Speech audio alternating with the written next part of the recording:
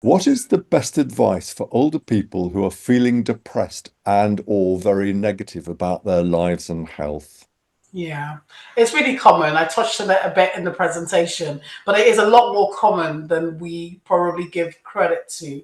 It can sometimes be reactive to maybe a chronic condition or a diagnosis that can be quite difficult. Sometimes it's just a sense of you not being able to do as much as you used to.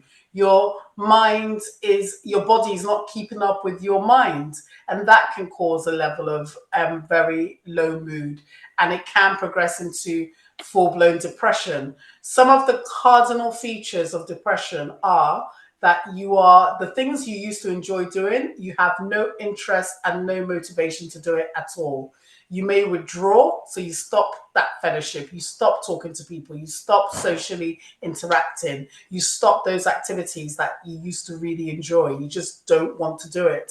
Your appetite can be affected. You can eat too little or eat too much. Your sleep can be affected. So it can have a huge impact. And there are things that we can do that can really make a difference. One, about making sure that if it is reactive to a situation, you're doing what you can to optimize and control and manage that situation. Sometimes people need medication, or the medication, the most common one we use, increases levels of the neurotransmitter serotonin in our brains, one of them. So there are things we can do that naturally boost that. Exercise can, certain supplements some people take can, but really the medication is boosting that level. And everyone's brain is different. It's not for everyone, but it can work very effectively with then therapy, talking therapy. So that is talking to a trained psychologist and learning techniques of how to cope. So there are different types of therapy. The most common one is one called cognitive behavioral therapy, which teaches you to identify your triggers. So, what may trigger you may not trigger me, and vice versa.